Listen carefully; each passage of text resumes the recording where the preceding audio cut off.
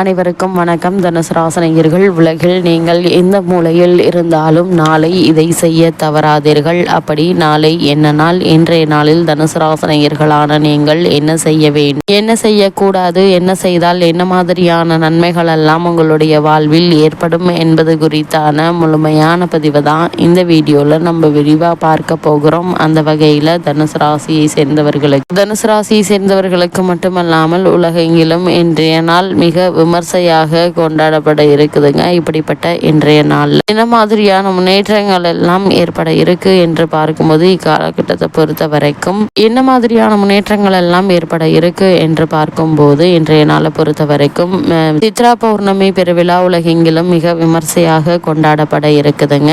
அனைவருக்கும் வணக்கம். நீங்கள் உலகில் எந்த மூலையில் இருந்தாலும் இந்த நாளை தவறவிட்டு விடாதீர்கள். அந்த வகையில் இன்றைய நாள் என்ன நாள், இன்றைய நாளில் என்ன மாதிரியான நன்மைகள் எல்லாம் ஏற்பட இருக்கு என்பது குறித்தான முழுமையான பதிவு தான் இந்த வீடியோல நம்ம விரிவா பார்க்க போகிறோம். அந்த வகையில இன்றைய நாளை பொறுத்த வரைக்கும் சித்ரா பௌர்ணமி விழா உலகெங்கிலும் மிக விமர்சையாகவும் கோலாகலமாகவும் கொண்டாடப்பட இருக்குதுங்க. அது மட்டும் இல்லாம சித்ரா பௌர்ணமியில் சித்திரகுப்தனை வழிபடுவதும் வழக்கங்க. அதாவது இன்ற சித்ரா பௌர்ணமியை பொறுத்த வரைக்கும் ராஜ கிரகங்களாக விளங்கும் சூரியன் உச்சம் பெற்றும் சந்திரன் முழுமையடைந்தும் திகழும் மாதமாக இந்த சித்திரை மாதம் அமைகிறது. அந்த மாதத்தில் வரும் பௌர்ணமிக்கு நமது முன்னோர்கள் முக்கியத்துவம் கொடுத்து அந்த நாளை சித்ரா பௌர்ணமியாக கொண்டாடினர். மதி நிறைந்த நாளான அன்றைய தினம் இறை வழிபாட்டை மேற்கொண்டால் மனம் நிறைந்த வாழ்க்கை அமையுங்க.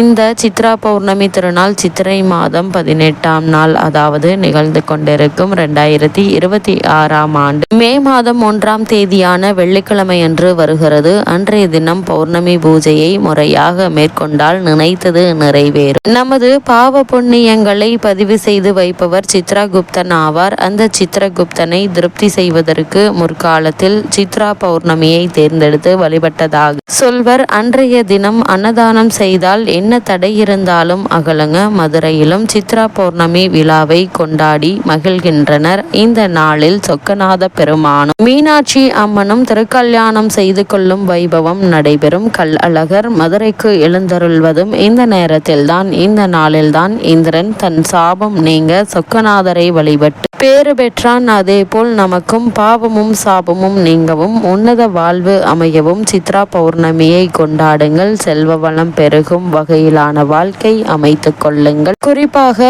இந்த சித்ரா பௌர்ணமியை பொறுத்த வரைக்கும் திதி பார்த்து வழிபட்டால் விதி மாறும் என்பது பழமொழி. விதியை வெல்லும் ஆற்றல் யோகமான திதிகள் செய்யும் வழிபாட்டிற்கு உண்டு. அந்த வகையில் அமாவாசை திதியும் பௌர்ணமி திதியும் முக்கியமானவை. ஒன்று, நிலவு நிறைந்த நாளில் நாம் விழா கொண்டாடுகின்ற போது இறையருள் பரிபூரணமாக நமக்கு கிடைக்கும். நிலைவு மறைந்த நாளில் முன்னோர்களை வழிபட்டால் முன்னேற்றத்தில் ஏற்படும் தடைகள் அகலும். அது போன்ற நாட்களில் கடல் அருகில் நாம் சென்று பார்த்தால் தண்ணீர் மேல் நோக்கி எழுவதை காணலாம். அலை எழும்புவது போல அலைப்பாயும் உள்ளங்களுக்கு அமைதி கிடைப்பதற்காகவே இது போன்ற வழிபாடுகளை நம் முன்னோர்கள் மேற்கொண்டனர். ஆயுள் விருத்தியும் செல்வ விருத்தியும் தரும் வழிபாடாக பௌர்ணமி வழிபாடு உள்ளது. செட்டிநாட்டு பகுதியில் இந்த சித்ரா பௌர்ணமியை சீரும் சிறப்புமாக கொண்டாடுவது வழக்கம். பூஜை அறையில் விநாயக பெருமானை மையத்தில் வைத்து அருகில் ஏடும் எழுத்தாணியும் வைத்து சித்திரகுப்தன் படியளப்பு என்று எழுதி வைப்பர். சூரிய வெளிச்சத்தில் கீழ்நோக்கி பொங்கல் வைப்பர்.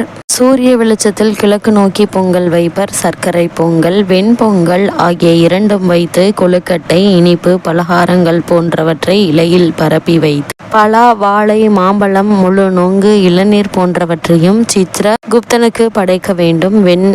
வெண்கல சட்டியில் மண்ணுடன் தண்ணீர் வைத்து அதன் மேல் ஒரு சொம்பும் வைத்து அதில் 3/4 அளவிற்கு தண்ணீர் நிரப்பி மாங்குலை, தேங்காய் வைத்து வழிபட வேண்டும். கோலமிட்டு குத்துவிளக்கு ஏற்றி கரகமாக வைத்து வழிபடும் போது நான் மலையளவு செய்த பாவத்தை கடுகளவாக குறைத்து எழுது என்றும் கடுகளவு செய்த புண்ணியத்தை மலையளவாக உயர்த்தி எழுது என்றும் சொல்லி கும்பிட வேண்டும். அதோடு இனிமேல் எந்த பாவமும் செய்ய மாட்டேன், அருள் கூர்ந்து செய்த பாவத்தின் அளவை குறைத்துவிடு என்றும் புண்ணியத்தை செய், நீயே வழிகாட்டு என்றும் மனமுருகி சித்திரகுப்தனிடம் பிரார்த்தனை செய்யுங்கள். சித்ரா பௌர்ணமி நாளில் நாம் வைக்கும் குழம்பில் தட்டை பயிறு, மாங்காய் தேங்காயும் சேர்த்து வைக்க வேண்டும். ஜவ்வரிசி பாயாசம், அப்பளம், பானகம், நீர்மோர் வைத்து வழிபடலாம். இந்த விரதத்தை முழுமையாக கடைபிடித்தவர்கள் இரவு நேரத்தில் நிலவை பார்த்த பிறகுதான் சாப்பிட வேண்டும். இவ்வாறு செய்வதன் மூலமாக குடும்பத்தில் இவ்வளவு நாட்களாக ஏற்பட்டு வரும் சுபகாரிய தடைகள் நீங்கி நல்ல ஒரு முன்னேற்றம் ஏற்படுங்க. அது மட்டும் இல்லாம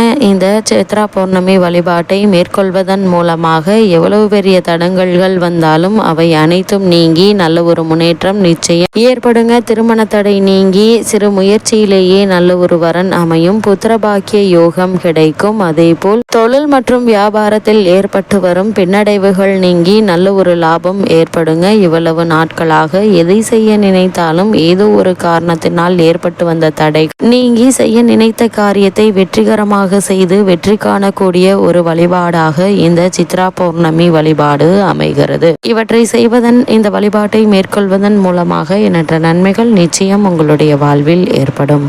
இவ்வளவு மேன்மைகள் கொண்ட இந்த சித்ரா பௌர்ணமி திருநாளில் தனுசு ராசினியர்களான உங்களுக்கு குடும்ப சூழ்நிலை ரீதியாக மேலும் என்ன மாதிரியான முன்னேற்றங்கள் எல்லாம் ஏற்பட இருக்கு என்று பார்க்கும்போது, ராசிநாதன் குரு 7லிருந்து ராசியை பார்ப்பது சிறப்பு. 3ல் ராகு இருப்பதும் வெற்றிகரமான ஒரு அமைப்பு என்று தாங்க சொல்ல வேண்டும். உங்களுடைய ராசிக்கு பாக்கியாதிபதி சூரியன் பூர்வ புண்ணிய ஸ்தானத்தில் இருப்பதும் சிறப்பு என்று தாங்க சொல்ல வேண்டும். அதே போல் பிள்ளைகளின் மூலம் மகிழ்ச்சி நிச்சயம் இருக்கும். அது மட்டும் இல்லாமல் புத்திசாலி இந்த தருணங்களில் புத்திசாலித்தனமான முதலீடுகள் செய்யலாங்க. இருந்தாலும் முன் அனுபவம் உள்ளவர்களிடம் ஆலோசனை பெற்று அதற்கு பிறகு அதற்கான முயற்சிகளை மேற்கொள்வது நல்லது. பிள்ளைகளின் மூலம் மகிழ்ச்சி இருக்குங்க. புதிதாக சமாளித்தமான முதலீடுகள் செய்யலாங்க. இத்தருணங்களை பொறுத்த வரைக்கும் சூரியனோடு புதன் சேர்வதால நல்ல யோகம் உண்டுங்க. குறிப்பா திருமண சம்பந்தமான முயற்சிகளை மேற்கொண்டு வரும் தனுசு ராசினியர்களுக்கு சிறு முயற்சியிலேயே நல்ல ஒரு வரன் அமையிருக்கு. இந்த வரன் உங்களுக்கும் உங்களுடைய குடும்பத்திற்கும் ஏற்ற ஒரு வரன் அமையிருக்கு என்பதை கிரக நிலைகள் மீண்டும் மீண்டும் உறுதியளிக்குதுங்க. இத்தருணங்களை பொறுத்த வரைக்கும் எடுத்தோம் கவுத்தோம் என இல்லாமல் முன் அனுபவம் உள்ளவர்களிடம் ஆலோசனை பெற்று அதற்கு பிறகு அதற்கான முயற்சிகளை மேற்கொள்வது மிக மிக அவசியம் என்பதையும் கிரக நிலைகள் உறுதியளிக்குது. இத்தருணங்கள்ல மேலும் என்ன மாதிரியான விஷயங்கள்ல கவனமாக இருக்க வேண்டும் என்று பார்க்கும்போது,